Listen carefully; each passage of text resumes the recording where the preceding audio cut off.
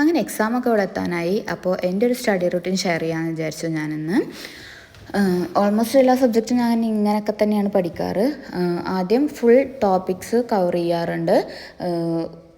അതായത് ടെക്സ്റ്റ് ബുക്കിലെ എല്ലാ ഭാഗവും ഒന്ന് വായിച്ച് നോക്കാനും അതിൻ്റെ ക്ലാസ്സൊക്കെ ഫുള്ള് കംപ്ലീറ്റ് ആക്കി കേൾക്കും. ഞാൻ ഓൺലൈനായിട്ടാണ് പഠിക്കുന്നത്. അപ്പോൾ അതുകൊണ്ട് ഓൺലൈൻ ക്ലാസ്സൊക്കെ കംപ്ലീറ്റ് ചെയ്യും. ഒരു 1 ഹവറുള്ള ക്ലാസ്സൊക്കെ പലപ്പോഴും 4 ദിവസം അങ്ങനെയൊക്കെ വെച്ചിട്ട് ആക്കിയിട്ടാണ് എനിക്ക് കംപ്ലീറ്റ് ചെയ്യാൻ പറ്റാറ്. എന്നാലും ഞാൻ അങ്ങനെ തട്ടിമുട്ടി പോയി അത് ക്ലാസ്സൊക്കെ കംപ്ലീറ്റ് ചെയ്തു. എല്ലാ സബ്ജക്റ്റിനും ക്ലാസ്സൊക്കെ കംപ്ലീറ്റ് ചെയ്തു. ഇപ്പോൾ രാവിലെ ഒരു 6:15 to 7:15 ആ ഒരു ടൈമിലാണ് ഇപ്പോൾ ഇരുന്ന് പഠിക്കുന്നത്.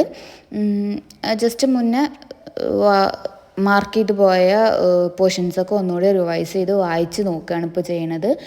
വായിച്ച് നോക്കിയിട്ട് അതിൽ നിന്നും എന്താണ് എനിക്ക് എഴുതാൻ പറ്റുന്നത്, അങ്ങനെ കറക്റ്റ് ആ ഒരു അതേ വേർഡിങ്സ് അല്ലെങ്കിൽ അതേ ആ ഒരു എന്താണോ എക്സാക്റ്റ് ടെക്സ്റ്റ് ബുക്കിൽ കൊടുത്തിരിക്കുന്നത് അത് എഴുതാനല്ല ഞാൻ ഫോളോ ചെയ്യാൻ ശ്രമിക്കുന്നത്.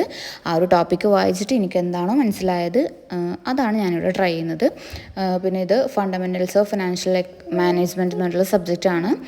അക്കൗണ്ട്സിൻ്റെ തിയറിയാണ് ഇതിൽ വരുന്നത്. പ്രോബ്ലം വളരെ കുറച്ചുള്ളൊരു 5 to 10 ആ ഒരു പെർസെൻറ്റേജിലൊക്കെയാണ് പ്രോബ്ലംസ് വരുന്നുള്ളൂ. ബാക്കി 90%, 95%ഓളം നമുക്കിതിൽ വരുന്നത് തിയറിയാണ്. സോ അങ്ങനെ അപ്പോൾ രാവിലത്തെ 1 മണിക്കൂർ ഏകദേശം കംപ്ലീറ്റ് ചെയ്തു. ഫുള്ളായിട്ട് കംപ്ലീറ്റ് ചെയ്യാൻ പറ്റിയില്ല. ഒരു 3/4 മണിക്കൂർ, ഒരു 10 മിനിറ്റ് 15 മിനിറ്റ് ബാക്കി വരുന്ന രീതിയിൽ. പിന്നെ ഞാൻ അതേ ദിവസം തന്നെ ഞാൻ അടുത്ത് പഠിക്കാതിരിക്കുന്നത് ഉച്ചയ്ക്ക് ഒരു 2 to 4 അല്ലെങ്കിൽ 4:30 ആ ഒരു ടൈമാണ് സെറ്റ് ചെയ്തിരിക്കുന്നത്. രാവിലെ 1 മണിക്കൂർ സെറ്റ് ചെയ്ത് പഠിച്ചു. ഉച്ചയ്ക്ക് ഒരു 2 മണിക്കൂർ അങ്ങനെ സെറ്റ് ചെയ്ത് പഠിച്ചു.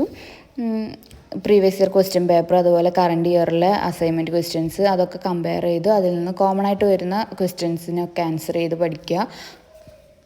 ആൻസർ പഠിക്കുന്നതിനേക്കാൾ കൂടുതൽ ആ ക്വസ്റ്റ്യൻസിൻ്റെ പാറ്റേൺ അല്ലെങ്കിൽ കൂടുതലായിട്ട് വരുന്ന ക്വസ്റ്റ്യൻസ് അതൊക്കെയാണ് ഞാൻ ഫോളോ ചെയ്യാൻ ശ്രമിക്കാറ്.